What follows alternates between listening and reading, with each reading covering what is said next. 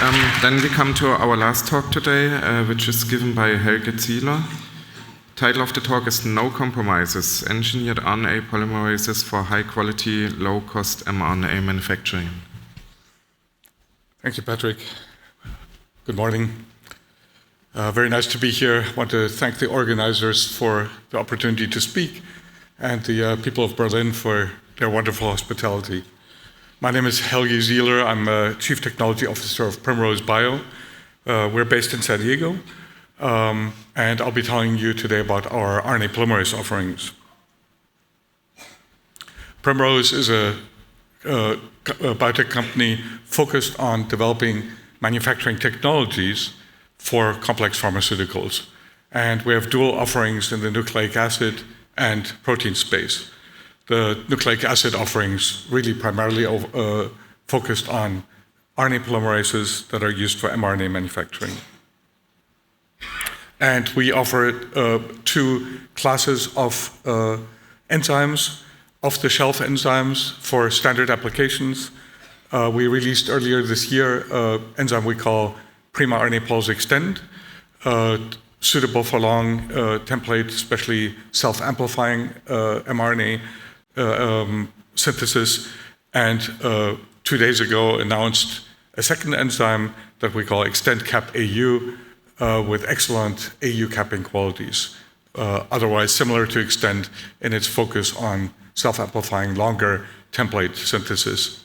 And then we have additional releases planned for next year focused on AG capping and what we call drop-in, basically a replacement for T7. However, we also develop custom polymerases. So we have engaged with individual partners and developed RNA polymerases for their specific applications and needs.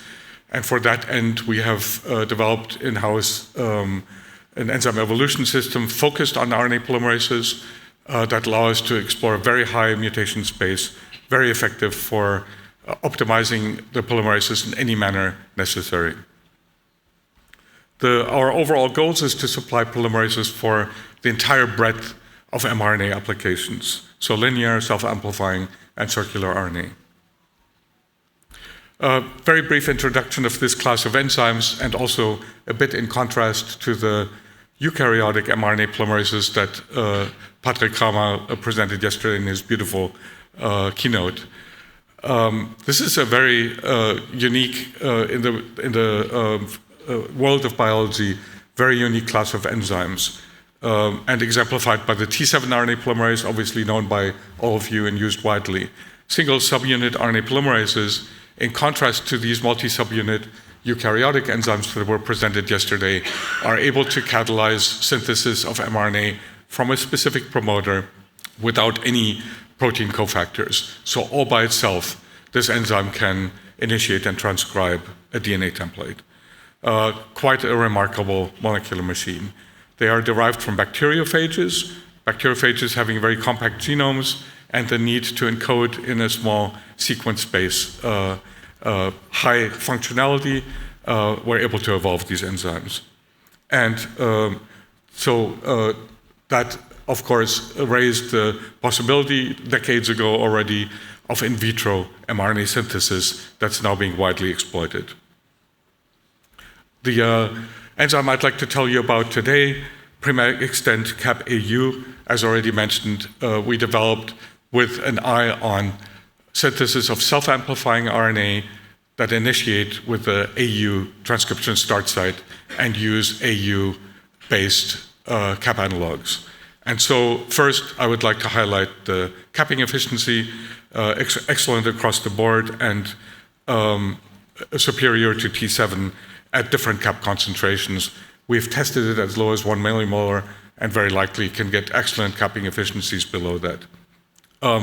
Also, I'd like to emphasize that the general theme of our polymerases is all-round performance, high level of performance with low inputs. We have always striven for reducing the manufacturing cost, so using less template DNA, lower enzyme concentrations, and as shown here, lower cap analog concentrations.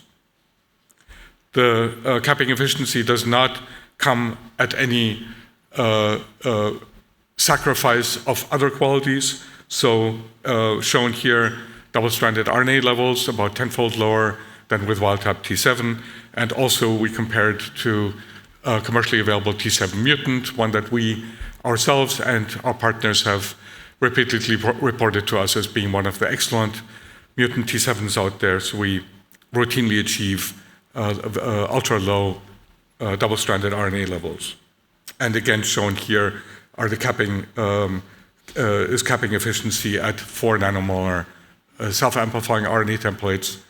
Again, these are about 9.5 kb long template molecules.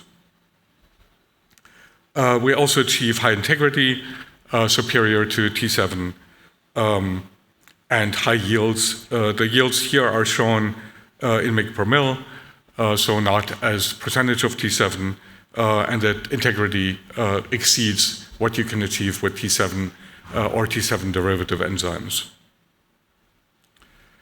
Lastly, T7 with certain templates suffers from abortive transcripts, and the RNA polymerases that we've developed, Primrose has developed, consistently reduce the level of abortive transcripts. So these are ion pair reverse phase HPLC chromatograms of RNAs.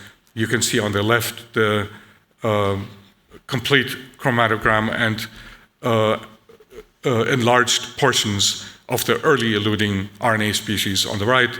And the T7 native enzyme has intermediate levels of these undesirable contaminants.